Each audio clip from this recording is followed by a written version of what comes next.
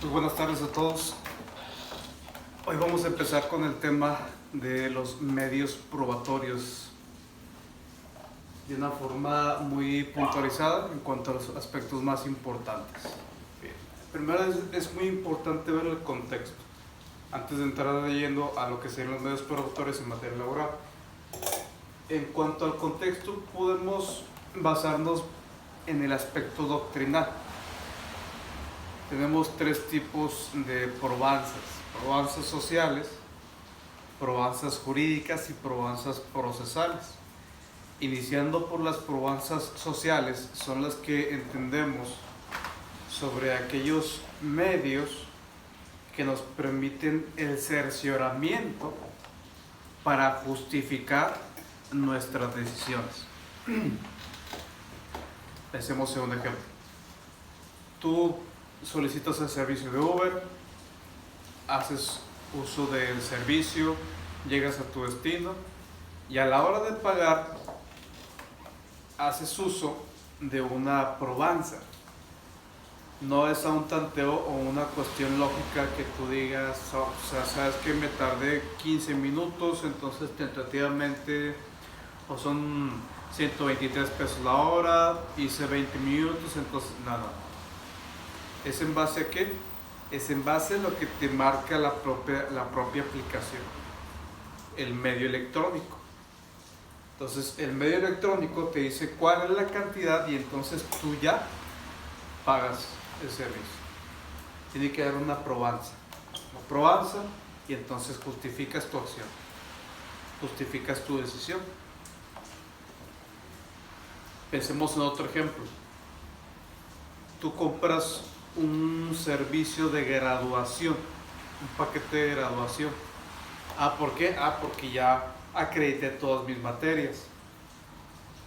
Entonces ya hay una probanza que es el tener las calificaciones correspondientes de todas tus materias. Entonces en base a eso justifico y compro mi paquete de graduación.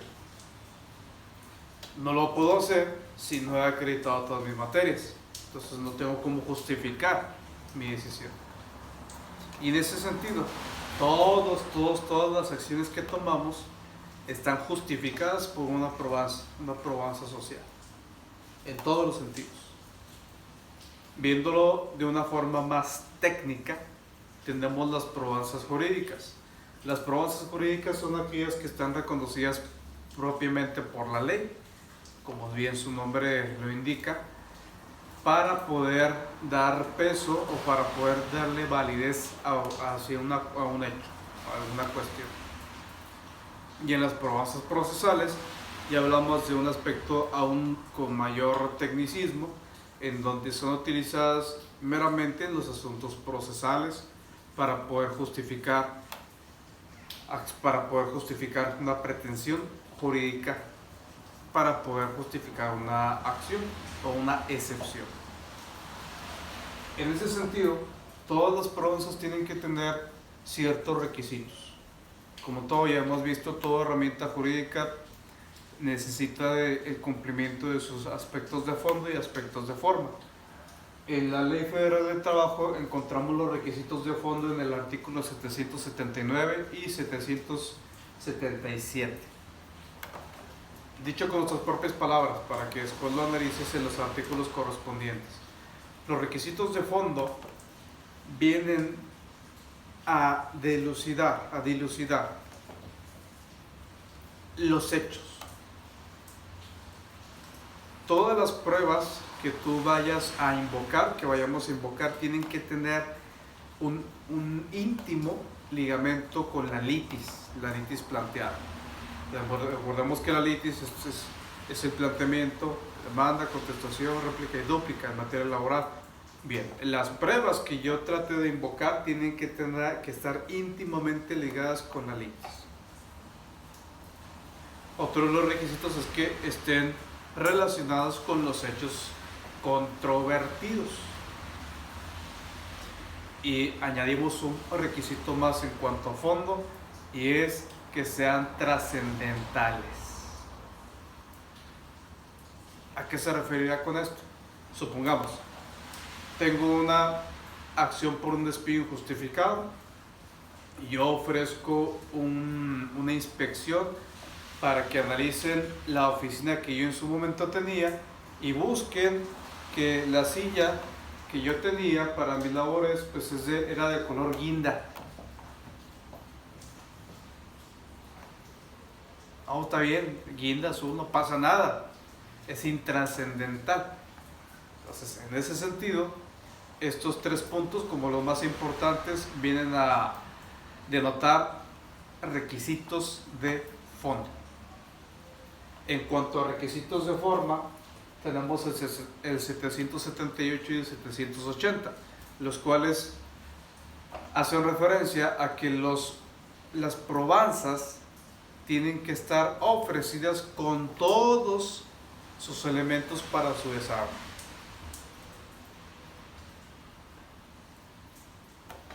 Recordemos que en cualquier materia procesal existe el principio de disposición. Tú tienes que solicitar a la autoridad no lo va a hacer por ti, la autoridad no te va a venir y te va a indicar, esto es A, esto es paso B, esto es paso C, ¿quieres una prueba? Mire, pídeme, no. Tú, por iniciativa de parte, tienes que allegar a la autoridad todos los medios necesarios para que se pueda desarrollar esa prueba. Vamos a ver un ejemplo.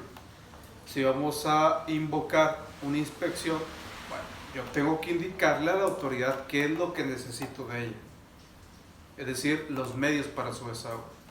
¿Qué habilita a actuar? ¿Dónde se va a presentar? ¿En qué área se va a presentar? ¿Qué documentación va a solicitar? ¿De qué se va a dar cercioramiento? Etcétera, etcétera. Es decir, yo tengo que indicarle a la autoridad paso por paso, como si fuera una lista de instrucciones, qué es lo que tiene que hacer. Para que la autoridad tenga todos los medios necesarios para su desarrollo. ¿De acuerdo? Esos serían los requisitos de forma. Posteriormente, claro que vamos a ver de una forma específica cada una de las pruebas. Esto es solamente para abrir el preámbulo. Luego tenemos los tipos de pruebas señalados en el artículo 776 de la Ley Federal del Trabajo. Vienen versando de las mismas pruebas de una forma general: documentales, confesional, testimonial, periciales, inspecciones, medios aportados por avances de la ciencia, etcétera, etcétera.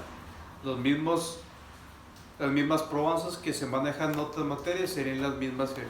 Aquí, obviamente, en su momento vamos a analizar cada una de ellas al respecto sobre cómo se verían reflejadas en la cuestión práctica, qué tipo de documentación.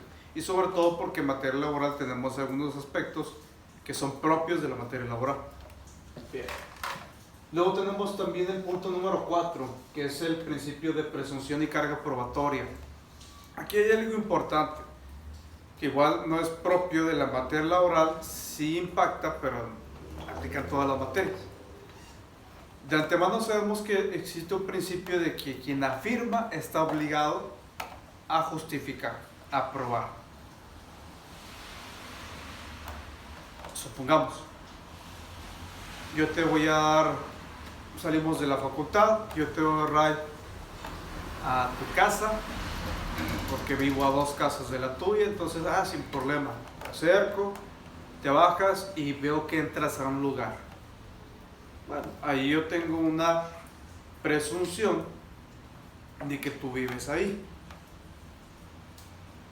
¿Por qué? Porque hay ciertos elementos de comprobación que me dan esa conclusión lógica para poder llegar a esa presunción.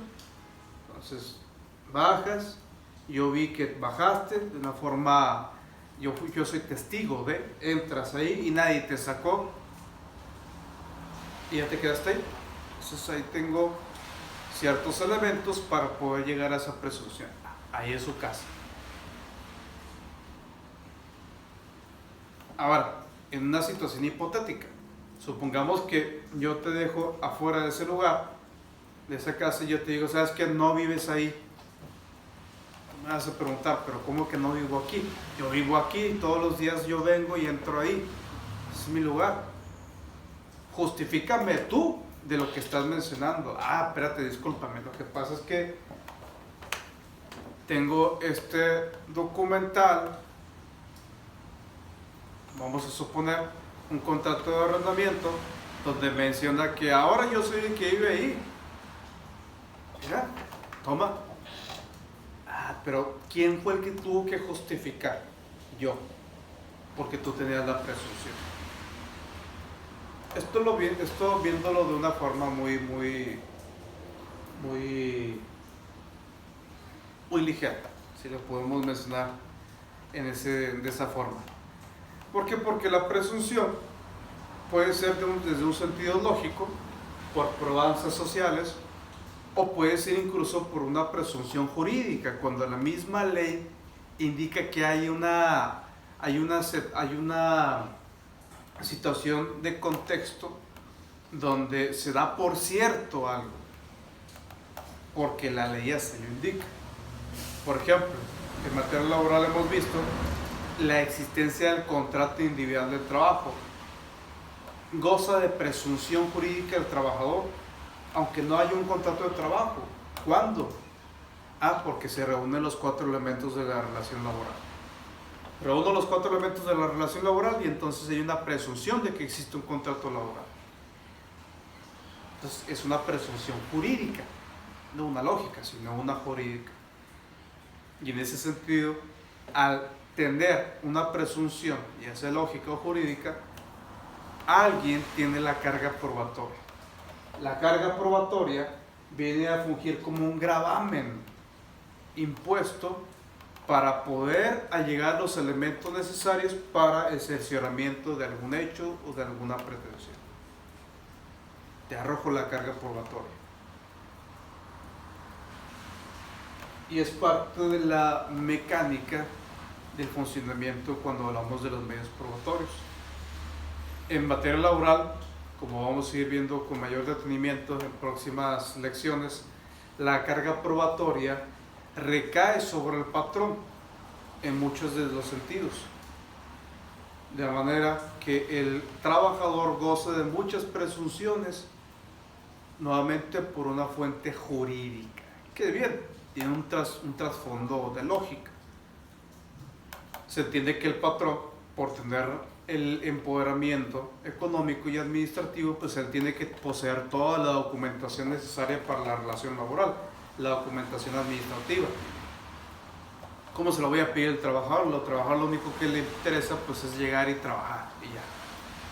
No se anda preocupando que por sus cálculos de impuestos, sus cálculos de ICR, sus cuotas sobre la patrón. No se preocupa de nada de eso. Solamente su único gravamen es llegar y trabajar. Entonces, en ese sentido, tenemos una presunción por parte del trabajador en muchos de los aspectos que no vamos a ver y una carga probatoria también para el patrón. Y esa es la manera en que funge estos principios de presunción y carga probatoria. Y punto número 5, para concluir, tenemos el medio, objeto y fin. Estos también son puntos de elementos muy importantes, ya viéndolo de una forma procesal. Si yo quiero invocar alguna prueba, si yo quiero ofrecer alguna prueba, es indispensable que en su ofrecimiento yo haga denotar el medio probatorio, es decir, el tipo de prueba, el objeto de la prueba, es decir, que voy a manifestar, que voy a dar a justificar, y el fin, es decir, esta probanza me sirve para esto, pretendiendo justificar tal cuestión. Entonces es el medio, el objeto y el fin de la prueba. ¿De acuerdo? Esto, insisto, viene a ser el preámbulo para que en su debido momento veamos cada una de las probanzas y cómo se estarían plasmando en el escrito de ofrecimiento de pruebas en materia laboral. y así podamos ir avanzando en este tema procesal. ¿De acuerdo? Que tengan un excelente día, denle like, comparte y denle click a la campanita para que tengan más contenido. Que tengan bonita noche. Hasta luego.